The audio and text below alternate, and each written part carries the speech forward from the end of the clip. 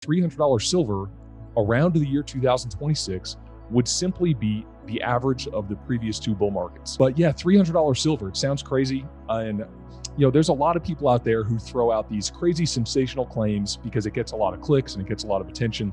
And there's really not much backing or logic to, they just make up these numbers.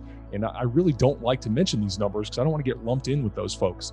But $300 silver around the year 2026 would simply be the average of the previous two bull markets.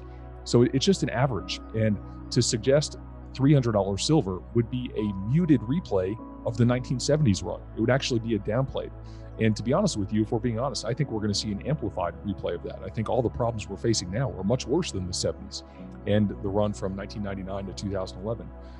So how do I get to that number? It's just an average of the previous two bull markets. And we could talk more about that if you want. Exactly. Yeah, I take the exact low tick and the exact high tick. Now, of course, nobody's going to get the exact low tick and high tick. But if you measure it that way, that projects $300 silver on the low end. On the low end, that's using a 50-to-1 gold to silver ratio. I think that ratio is going to be much lower than that. And going back in history, I like to study the Bible too. And, silver is always mentioned before gold, silver and gold. Literally in a lot of languages, the word silver is money. They're synonymous. So I don't think silver is ever going to lose its monetary role. However, I do believe that silver will go into a speculative mania, much like Bitcoin and the cryptocurrencies. That's why I track those markets so closely. So I think silver is ripe for a speculative mania and a blow off top, followed by a massive pullback.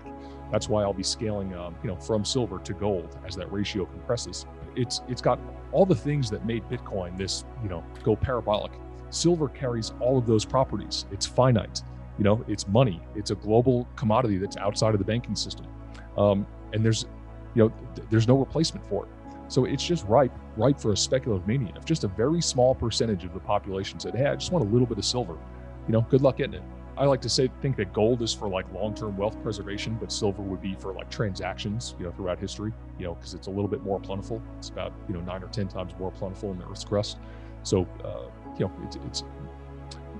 it's more liquid and more practical for everyday transactions. Now, I'm not saying we're going to go back to transacting in silver, but just historically speaking, I remember looking at the gold to silver ratio when it got around 85 to 90, saying, wow, this is crazy, and I actually started selling a little bit of gold for silver. And then that ratio went to 123 to 1 in March of last year. In all of history, I don't think we've ever seen that, ever. Now, so that's a historic anomaly. I actually sold almost all of my gold to buy silver and silver miners during that period. So why that happened? I think probably one obvious answer is banker manipulation. So that's one reason. And then another thing to note with that gold to silver ratio that we're looking at the paper ratio. So, back when silver fell to $12 in March of 2020, you couldn't get any physical metal for that price. You're paying $15, $16 an ounce or more, probably actually a little more. So the real ratio was a little bit lower than that. A lot of people don't want to invest in silver because it's obviously a manipulated market. What do you want to invest in something that's manipulated for? And, one comment you said there is, will gold ever rise to its full value? To steal a Mike Maloney quote, he says that throughout all of human history, gold and silver always do a full accounting for the expansion of debt-based fiat currency, 100% of the time. So it's a cycle. He calls it the 7 stages of empire. And part of this final phase here is, governments just inflate everything away, trying to appease the populace. And then eventually gold does a full accounting for that. So will this time be different? I highly, highly doubt it. And then silver, you can manipulate paper assets theoretically in perpetuity, but silver is a physical asset. It's used in industry. Wait till Samsung and General Electric and Tesla and all these big companies, sense an actual supply shortage. Eventually, if this continues, you'll be pitting industry against these banks, which will inevitably result in true price discovery. It's a small market, so it doesn't make as much sense for them to put it on their balance sheet as a reserve asset like it does gold.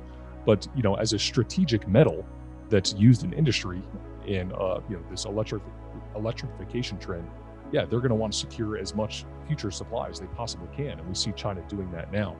And it's not out of the question either that countries do begin accumulating physical as a reserve holding as well. It's a smaller market, so it doesn't make as much sense for them to do that. Oh, it can certainly move without gold, and we're already seeing a little bit, some early signs of that with the silver squeeze movement. We saw silver really rocket higher in the beginning of February, and of course, they came in and crushed price, even as demand was going through the roof and supply isn't increasing, which makes no sense at all for price to fall in that environment. But we saw silver start to rise while gold really hadn't done much. In fact, in the last year, silver has outperformed gold by almost a factor of 2, as that gold silver ratio came down from like 123 down to a low of like 65. So it's almost half. So I think we're already starting to see that. Historically, at bull market peaks, that ratio peaks about 15 to 1. That's where it peaked in 1980. That's where it was in about 1933 when they revalued gold. And that's a good historic number to look for. And another number to look for is silver is pulled out of the ground at a ratio of roughly 8 to 1. So there's it's roughly 18 times more plentiful in the ground. So I'm looking for at least 15 to 1 gold silver ratio. Now, that doesn't mean I'm going to hold all my silver until then, because that could be a very quick event and then it comes back down. I look at industrial demand for silver as a tailwind. However, it's not like my primary investment thesis, because you can kind of model out the industrial demand and future growth and all this, and you can kind of account for that.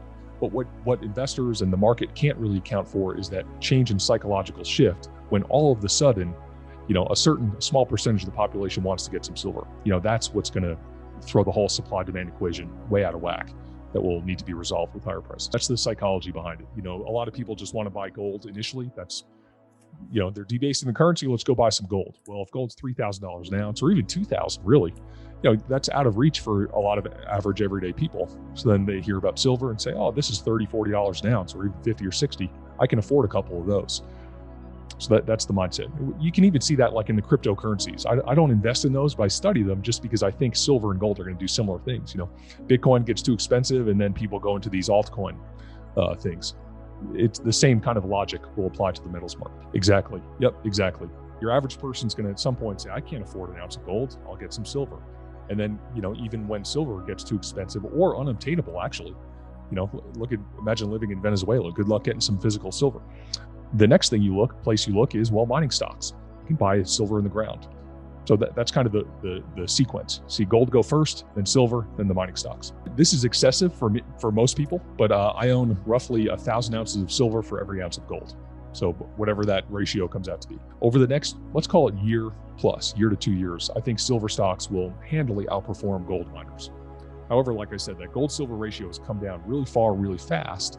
So it wouldn't be too surprising to see gold kind of maybe outperform silver just a little bit here in the short term. I'm not predicting that, but it's possible.